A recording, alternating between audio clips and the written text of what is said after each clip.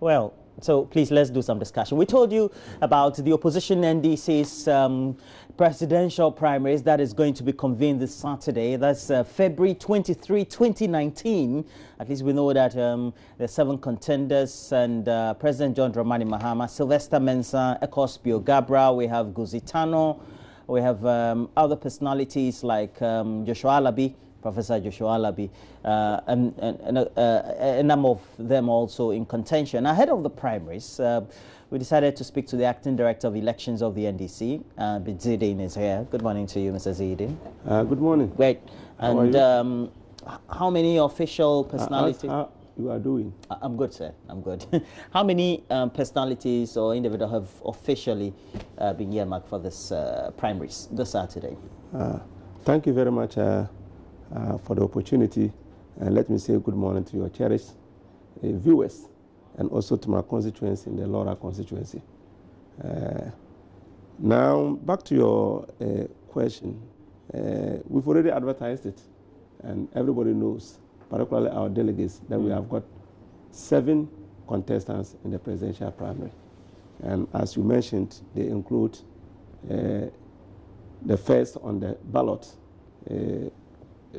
Honorable Alban Bagwin, followed by Alhaji Nuruddin, and then the third is former President John Dramani Mahama, followed by Sylvester Mensah, followed by Ecospio Gabra, Guzitano, and finally Professor Joshua Alabi, in that order. Okay. And this will be conducted in what mode? What will be the structure of conducting the polls this Saturday? Yeah, thank you very much. It is a delegates Congress. So only delegates, accredited delegates, are going to vote. And even though there will be no congregation at one place for all these delegates to vote, it is nevertheless a delegates Congress. Voting will be conducted at the various constituency centers. In fact, we have got 275 constituencies. So we're going to have the election conducted in all the 275 constituencies. In addition, we are going to have one voting center at the headquarters of the party, making 276. At that particular voting center, external delegates, that's delegates from the foreign branches, and then also members of the Council of Elders who have chosen to vote in Accra here, and also members of the elections committee, electoral committee. We are just 5. So plus members of the Council of Elders, 15, making 20. And so plus external delegates. And external delegates, we have 12 branches. And so, and we are expecting 15 delegates from each of them. So in all, we are going to have a total of 180 if they all present themselves.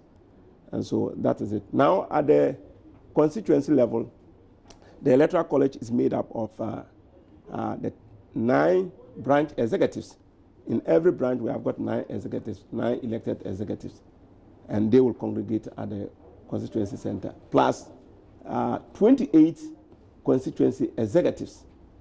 And we then have what we call the special voters, and the special voters include members of the National Executive Committee, Regional Executive Committee, former members of Parliament, former MDCs, former ministers, former deputy ministers, former ambassadors and high commissioners, former presidential staffers, and all these they are detailed in the operational, in the guidelines of the election and in the operational guidelines.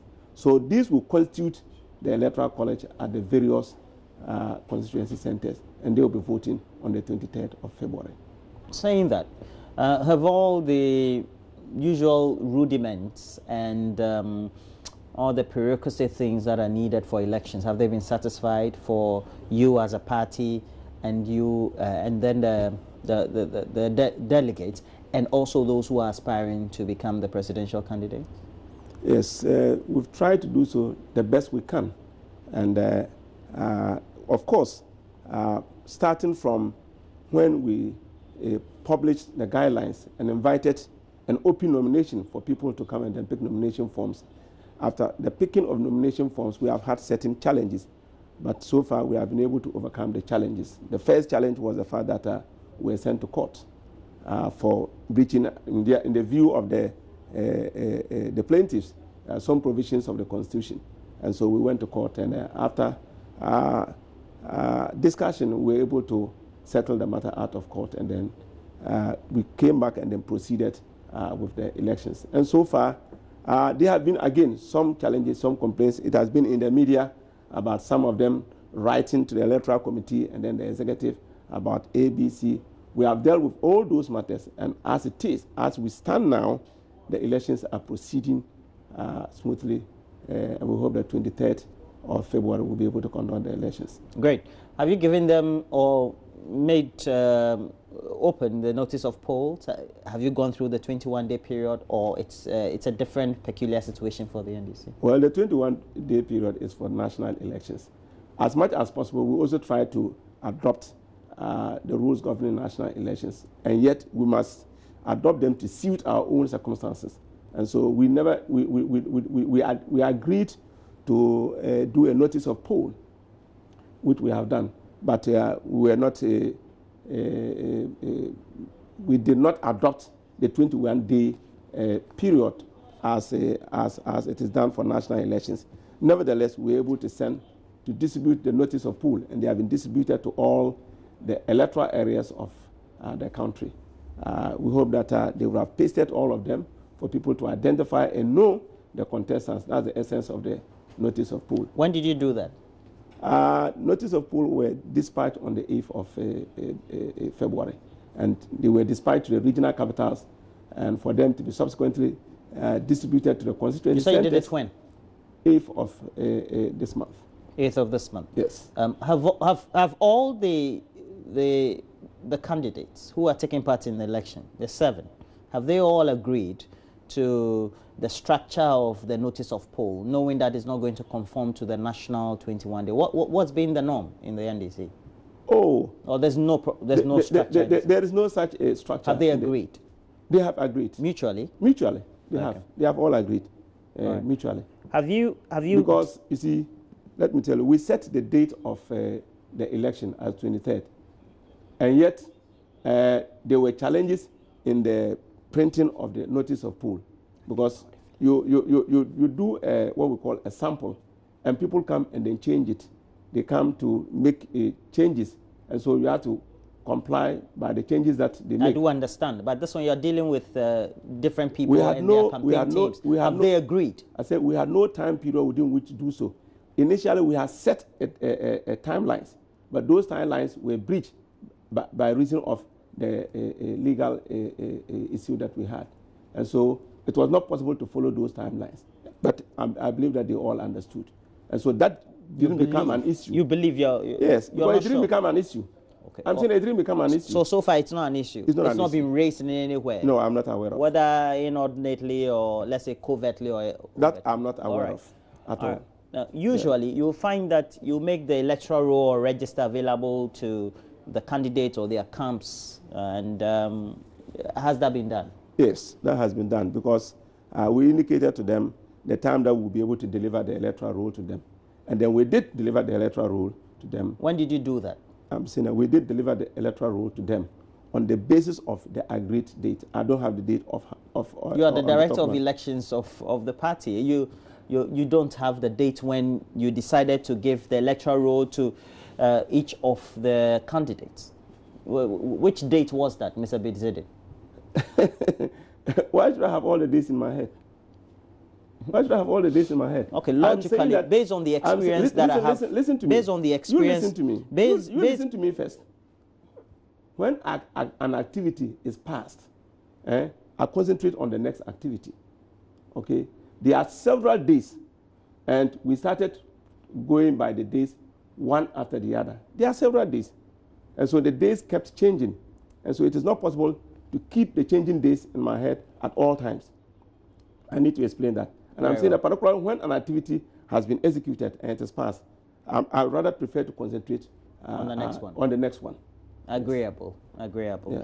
As far as project management issues. Yes. Now, so now all of them have the electoral roll?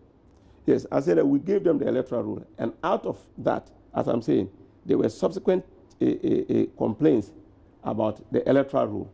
The candidates complained about the electoral roll. They said there were gaps, and that there were problems about formatting of the names, and there were names without designations.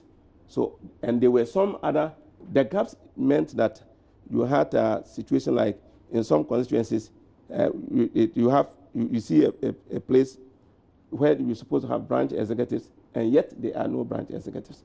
You see a place where you are supposed to have constituency executives, and yet there are no constituency executives. For example, Afran Plains, at the time that we gave them the role, Afran Plains had not conducted any elections for the executives, and so there was a gap. Kade had not conducted any elections for the executives, so there was a gap. Subsequently, Kade conducted their elections, and so that gap has been filled. And in the case of branch elections, branch executives, we explained to them that wherever they did not conduct branch elections, those gaps will appear. And in particular, in Ashanti region, there were so many of such gaps. We explained all this to them. Now, they say that they were not satisfied. They needed to be convinced about that. So between the electoral committee and then the aspirants, we set up what we call a technical committee. And that technical committee was to assist in reviewing and updating the electoral register. And they have been doing so. And I believe that as at yesterday, we had come to a conclusion in terms of the electoral rule. And so today, we'll deliver to them the updated electoral rule. I mean, you're doing that 4 days to the election? Yes, I'm saying that we have delivered one to them. This one is an updated one. So it is not as if they don't have an electoral rule. They have an electoral rule. And I'm indicating to you that there may be gaps. And those gaps, they did not understand. So now, with the explanation that we have offered, they will be able to appreciate. And wherever they are, we need to fill the gaps. We have now filled those particular gaps. And they are aware because we have been cooperating. I'm asking you this because there are niggling issues that we all are familiar with in the media. That's why I'm asking you this. So it's not for any malice at all. Right. And so you've delivered the updated ones with the exception of the gaps. We'll deliver it today. Today. On the gaps. All right.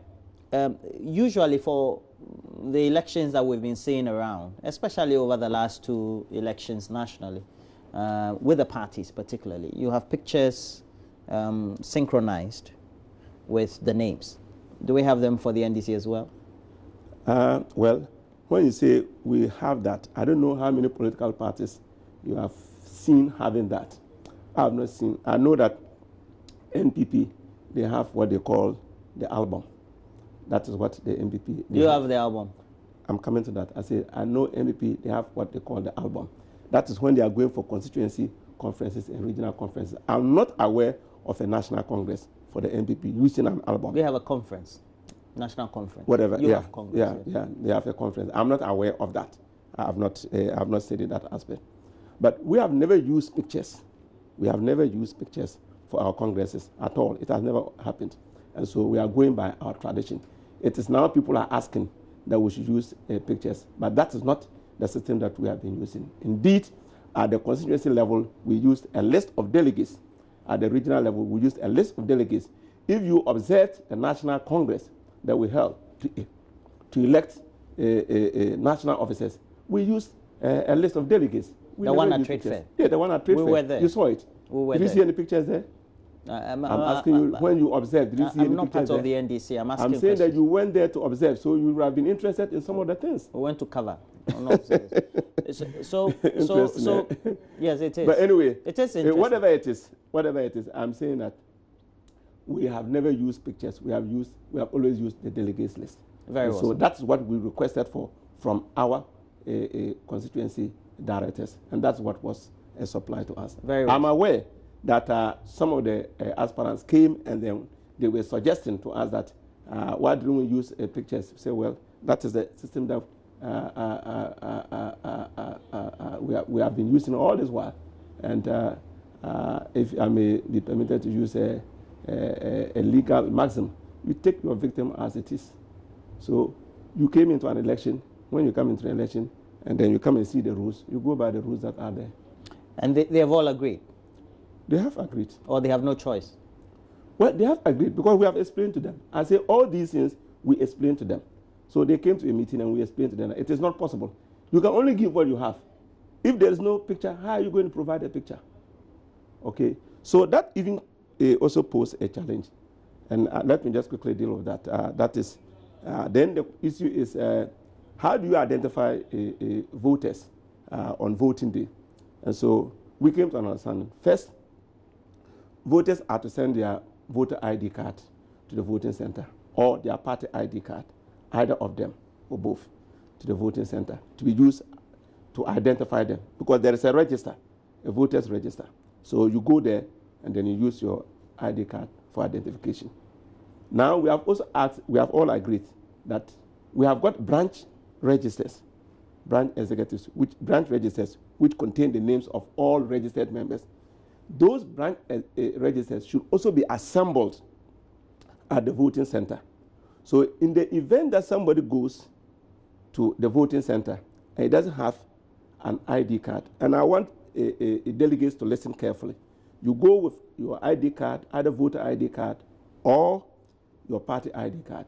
If you have neither of these and you go to the voting center, the register, the branch register will be available. And so if the branch register is available, your name is in the branch register, you need some other person, at least one person from your branch, to identify you as an executive of that particular branch, and then you'll be entitled to vote. So that is the mode of identification that we have, which will take care of the lack of pictures on the register. Is this agreeable to the candidates? We have explained to them it's agreeable. It is in the operational guidelines. We have got operational guidelines, a copy of which I have here. Have they agreed to it, Mr. Bizede? Please give it to me. Let me see your operational guidelines. Have they agreed to it? They have agreed to it. I can confirm that they have agreed to it. All the 7 candidates? Yes. We met with all their representatives. Not that you told them, but they have agreed. No, they have agreed. Okay. And you are saying today they are going to get the updated register, of course, with the exception of the branches or the areas where they don't have the elected candidates, you say. Yeah. Do you know the number of empty spaces they are likely to get? That is the absence of elected executives? No, I don't. You have not compiled that? I don't have that. As electorate director, you have not compiled No. that? We are. In fact, you don't think we would have done so. We would have done so a long time ago, but for the issue of the updating of the register. So when you are updating a register, you certainly will have to come to an end of that particular exercise before you can have. So now that we have come to a conclusion, probably we can now go and then deal with that. Because as I speak to you, the CADE, for instance, the CADE executives, the names of the executives were posted to us only 2 days ago. I see. Yeah, so we have used it in the update. Okay, so when are you going to deliver today? Do you know the time? Or this morning. We told them this morning. This morning. All right. And there's always the need to know the number of those who will be voting. How many? You see, let me explain. Please do. Our system is different from other systems. If you are going to... I'm not comparing to any other system. NDC. I'm saying that how many delegates are you having going to vote in the presidential primary on Saturday? I can tell you that we have an estimate of the number of delegates that we expect. That's what, but it will certainly fall short of that. We are expecting between 270,000, 272,000 delegates, minus or plus 5%. Now we have printed 300,000 ballot papers because it is 272,000. 10% of that will send you to about 300,000 ballot papers.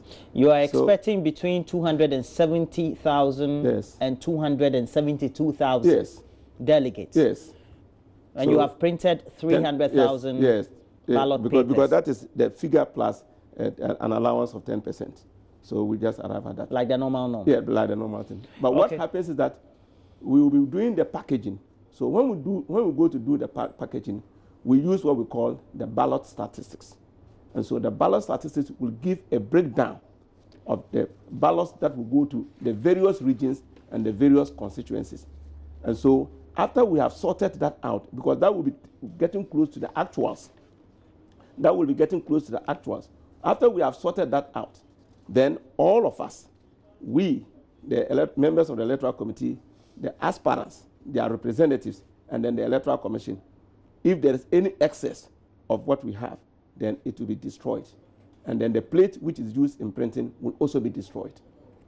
And then we will have satisfied ourselves that what is going to the various regions and what will be going to the various constituencies are the acceptable, if you like, the quantities of ballot papers which should go to them.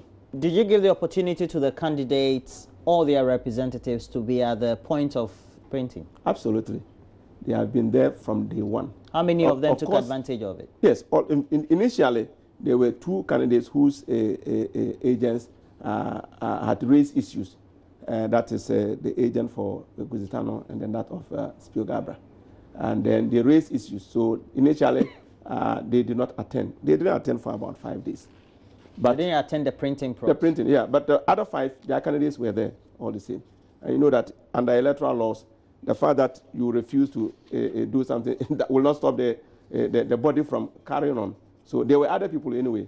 So subsequently, we had a meeting. We explained to them, and then they agreed, and they also sent their representatives. And their representatives have been attending to the printing since then. The delegates, they will converge at one center in the constituency? Yes, one voting center. We call it a voting center. Okay, so they are converging at one voting center in the constituency. Yes, except we have had what we call some challenges. But first, let me explain the voting centers.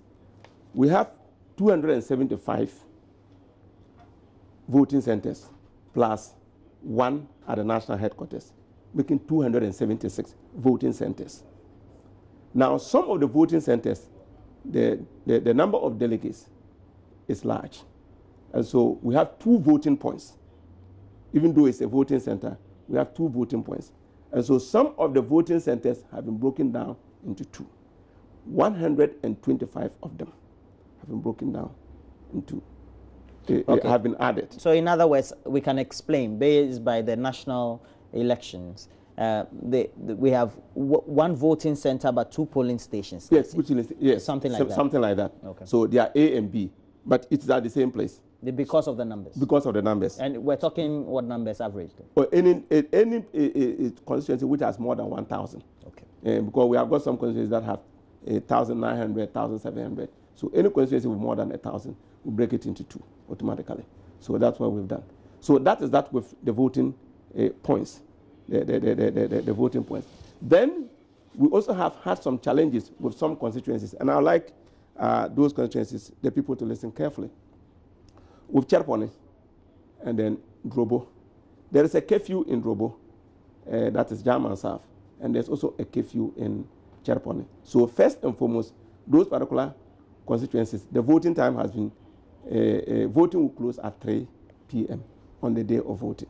3 p.m. voting will close. Have you provided 2 polling stations? Yes, we have provided. In fact, in the case of Drobo, there are 2 polling stations, two polling points. That's Jam and South. 2 polling points. But the center is at Drobo? Yeah, the center is at Drobo. Then in the case of Cherpone, because of the ethnic challenge, they have 3 polling stations. In their case, in fact, they have got 3 voting centers. 1 at Cherpone itself, another at a place they call Sambo. I don't know the pronunciation. It is S-A-M-B-O, Sambo. And then the other one is Gaikuka. So there are 3 centers where the people will congregate and then vote. So that is in the case of Cherpone. But they are also closing at 3 o'clock. And the delegate number at Cherpone, how many? Oh, they are actually less than 1,000. Okay. But we still have, because the challenges at Cherpone are peculiar. So all you are telling is that you're all set for the election on Saturday? We are all set for the elections on Saturday. So far, you haven't had any concerns being raised orally by any of the candidates and their representatives? I mean, something that you want the public to know so far? That could lead to any last-minute hiccup? No. We distributed the operational guidelines to them yesterday, the final operational guidelines, which is different from this. It's slightly different from this. The final operational guidelines is slightly different from this. Slightly different? Yes. Not too different? Yes, not too different. There was one missing gap. We are going to fill that particular gap. And that gap is in respect of what I have just told you. Okay. That is the mode of identification.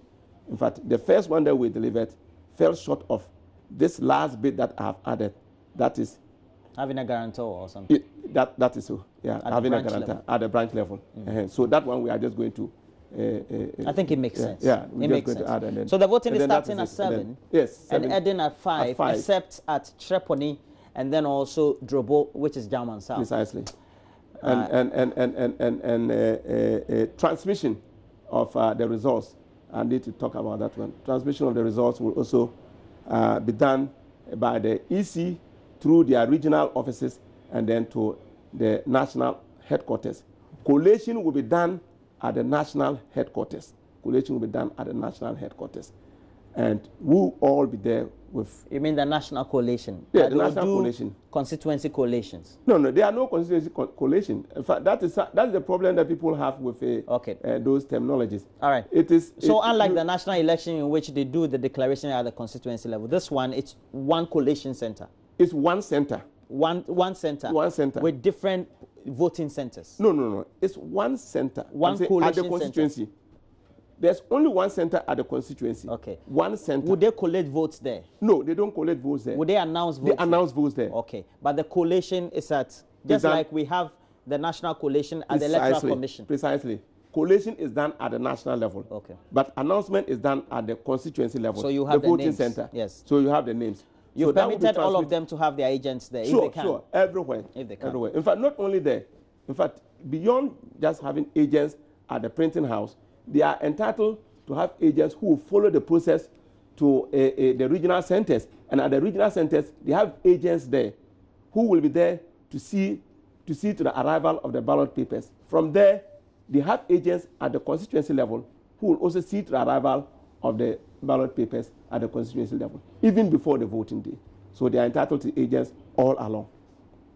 I've enjoyed the conversation. You have great patience, and that's good. And the explanation too went well. Thank you very much, Bidzidin. Bidzidin is the Acting Director of Elections of the NDC. And please know that we'll bring you all the previews.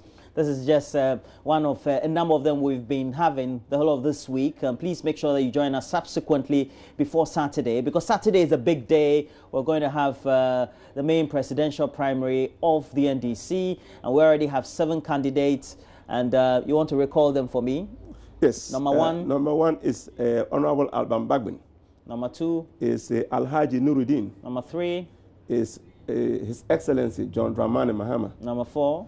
Is Honorable Sly Sylvester Adinam Mensah, a.k.a. Sly. Number 5? Number 5 is Honorable Ekos Piogabra. Number 6? Is Honorable, if I may say so, Guzitano. Okay, and the last one is Professor Joshua Alabi. That's that one you 7. Know. That's my rector at UPSC. That's so right. I remember. Okay, wish you all the best, sir. Thank you very much too. We'll keep calling on you, and subsequently you can give us more updates on all that. And please know that the election, of course, the coverage will be live here, because it will be conducted in 276 centers. So we have 275, and then the additional center being the national headquarters of the NDC. And just in case you're having difficulties with not providing your party card or the voter ID when you're going to vote, please know that at the branch level, you can have somebody who will guarantee or witness for you, being a member of the branch level of the NDC. Absolutely. On Saturday. We hope that the information is well. We'll keep educating you, and it's all part of our democracy.